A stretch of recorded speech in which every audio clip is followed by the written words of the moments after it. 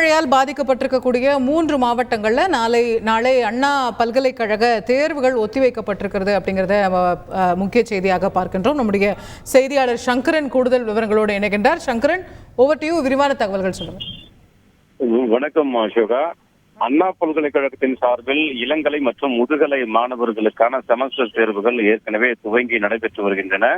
இந்த நிலையில் தென் மாவட்டங்களில் பெய்து வரக்கூடிய கனமழை காரணமாக இன்று நடைபெற இருந்த அந்த திருநெல்வேலி, கன்னியாகுமரி, தூத்துக்குடி உள்ளிட்ட மாவட்டங்களில் இன்று நடைபெற இருந்த தேர்வுகள் அனைத்தும் தள்ளி வைக்கப்பட்டன. இந்த நிலையில் நாளையும் சில மாவட்டங்களில் மழை தொடரும் என்று வானிலை ஆய்வு மையம் அறிவிக்கப்பட்டிருக்கக்கூடிய சூழலில் அங்கேயும் நாளையும் செமஸ்டர் தேர்வுகள் நடைபெறாது என்று அண்ணா பல்கலைக்கழக தேர்வு கட்டுப்பாட்டு அலுவலர் அறிவிப்பை வெளியிட்டிருக்கிறார்.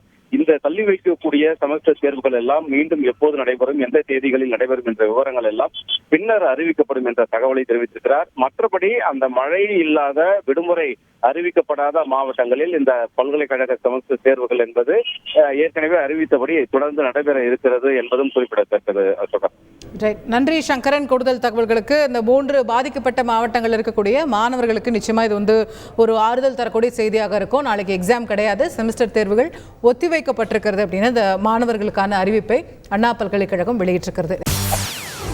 செய்திகளை உடனுக்குடன் தெரிந்து கொள்ள உடனே சப்ஸ்கிரைப் பண்ணுங்க.